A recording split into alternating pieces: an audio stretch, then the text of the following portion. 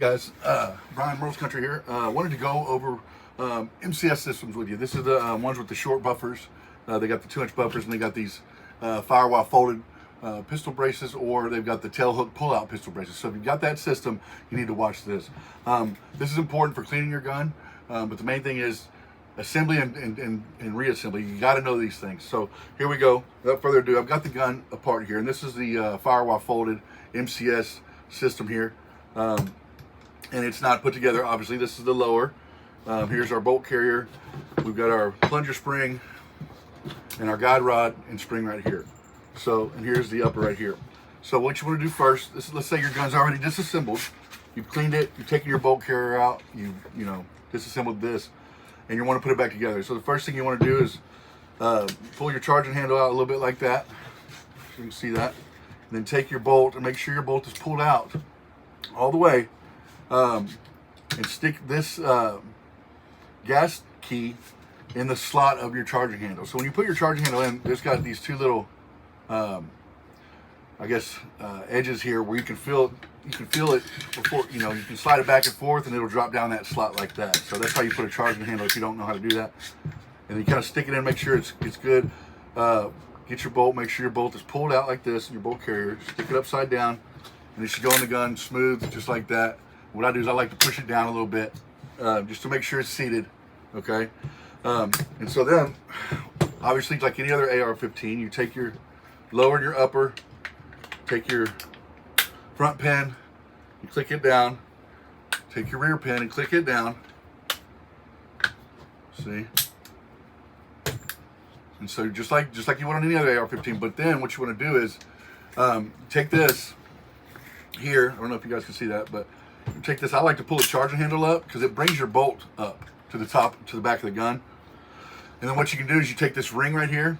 You see how it's, I guess the open side. You want to put that on top of the bolt carrier there, just like so. And then you want to take your plunger spring and plunger. You see this goes over the top like this. It's just, the spring just slides on like that. Flip this open, put the spring side down. And I like to hold my charging handle as I'm doing this, so it doesn't just drop. So when you push this down, it's going to push your charging handle. So I just kind of push those down together, like that, like so. Hopefully y'all can see that. Then take your guide rod and spring like this. So you got the spring right here and the guide rod, and you want to stick it in the back of that. And so when you come down, you want to come all the way down straight, stick your thumb over the top, and start threading it in. Okay, once you get it about halfway threaded like that, turn it over and pull your charging handle back. If your bolt does not lock all the way back like this, you see what I don't know if you guys are familiar with this, but this is what they call a bolt catch. So if you want to manually lock your bolt back, take this, push this in, and let it go, and it should stay open. Your bolt's locked open. You see how it's cleared completely, the bolt's all the way back? That means that I put the back of this gun in correctly. If it's not put in correctly, your bolt, when you check it like this, it'll stop right there, meaning it won't eject rounds or do anything. So if you go to clean it, or let's say you got a binary trigger on it and it, you're bumping it, and it just kind of, sometimes those triggers and with this system, they can get offset sometimes, not very often. Just take the parts out of the back, just like I showed you, and realign it. So, and make sure. So and then once you're done with that, you can finish spinning, tightening this, and always check this every now and then to make sure it's tight. Always check that.